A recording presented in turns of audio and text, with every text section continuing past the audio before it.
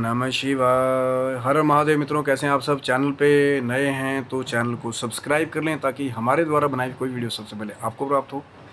Video में दिखाई जाने वाली जानकारी यदि आपको अच्छी लगे तो ज़रूर लाइक करें, शेयर करें, ताकि बाकी भी जो हमारे बंधुजन हैं वो वीडियो में दिखाई जाने वाले ज्ञान के लाभ को प्राप्त कर सकें। मित्रों, आज बात करें कि पितृपक्ष चल रहा है, श्राद्ध और तर्पण हो रहे हैं, लेकिन हर एक चीज़ का एक समय निश्चित है। मैं पहले भी बात कर रहा था कि किस समय जो है वो पितरों का समय माना गया कि तर्पण उस समय करना चाहिए।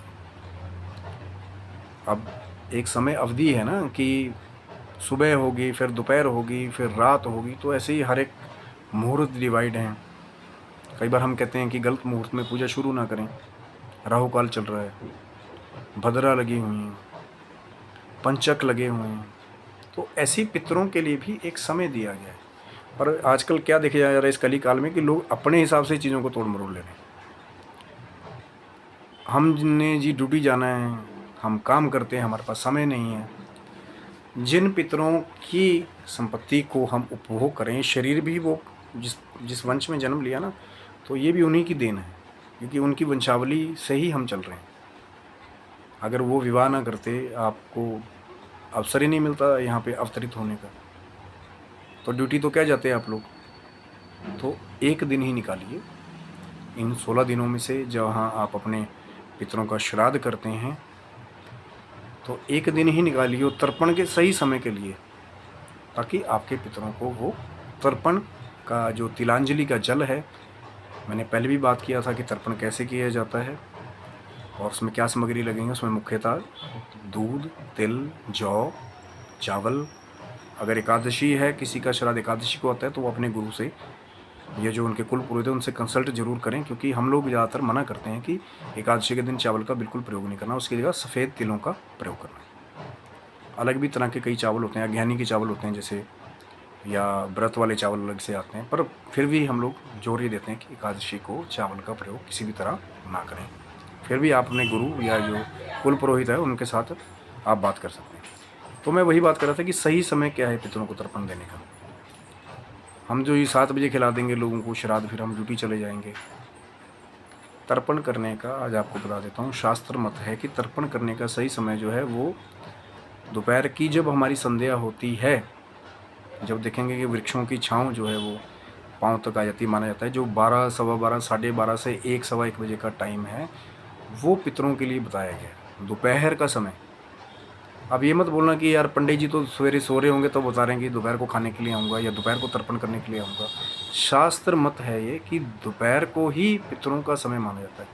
किसी की कोई मजबूरी है, कोई जल्दी कर रहा है, कोई बाद में कर रहा है, उसके बारे में मैं बिल्कुल कमेंट नहीं करूँगा, क्योंकि विवाद करने का कोई उद्देश्य नहीं है। वीडियो बनाने का उद्देश्य है सिर्फ सही आपको सही समय बताने के बारे में। कई लोग सोचते हैं ना कि नहीं यार तड़के तड़के कर देते हैं, बहुत अच्छा काम है। सुबह का समय माँ गायत्री की साधना के लिए, जो पहली संध्या होती है सूर्य उदय होने से पहले, सिर्फ माँ गायत्री की साधना। उसमें तो ये भी कहा गया कि उसमें स्वाध्याय भी नहीं करना चाहिए। अगर आप ज़्यादा शास्त्र उसमें जाएंगे तो वो गायत्री साधना के लिए वो समय रखा गया है। फिर ब्रह्म मुहूर्त जो है, उससे में आप, वैसे तो कुछ ऐसे भी दिव्य संत हैं जो ब्रह्म मुहूर्त से पहले ही नहा धो करके पहले ही वो जल की व्यवस्था रखते हैं और ब्रह्म मुहूर्त में ही वो अपनी साधना प्रारंभ कर देते हैं, क्योंकि उस समय देवताओं के आगमन का समय होता है, हमारे इष्ट की पूजन का समय होता है। फिर जैसे दोपहर होनी शुरू हो जाती है, दोपहर की संध्या आती है, प्रातःकाल चला गया, फिर वो समय बताया गया है ठाकुर जी का, क्योंकि जो मॉर्निंग का समय है ब्रह्म मुहूर्त है तो ब्रह्मा जी का, फिर दोपहर को ठाकुर जी का, और शाम को जो है वो शिव जी का, जो रात का समय है वो शिव जी का बताया जाता है। जैसे निषाद काल की पूजा का मैं बता रहा था, पर बहुत सारी बातें हैं जो सबको नहीं पता। तो पितरों को जो तर्पण देने का सबसे सही समय है वो दोपहर का समय है, और कोशिश करें तो श्राद्ध भी खिलाएं अगर ब्राह्मण को, अगर हो सके तो दोपहर के समय ही खिलाना चाहिए। अब वो क्या है उसमें क्या नहीं, वो बहुत लंबी चौड़ी बातें हैं, जितना हो सके यथाशक्ति उतना कीजिए। वीडियो बनाने का उद्देश्य सिर्फ ये था कि आपको समय से परिचित कराया जाए। कोई कैसे करता है अपने मजदूर के हिसाब से, वो अपने हिसाब से यथाशक्ति उसको देख सकते हैं। आशा करता हूँ मित्रों वीडियो आपको अच्छा लगा होगा। लाइक करें, शेयर करें, सब्सक्राइब करें और सब्सक्राइब रखिएगा कि शायद आगे भी वीडियो आएगी तर्पण कैसे किए, जो विभिन्न मुद्राएँ हैं तर्पण करने की किसके द्वारा, उसके बारे में शायद बात करें। तो तक स्वस्थ रहें, मस्त रहें। ठाकुर जी और माँ जगदम्बा की कृपा आपके सारे परिवार पर बनी रहे।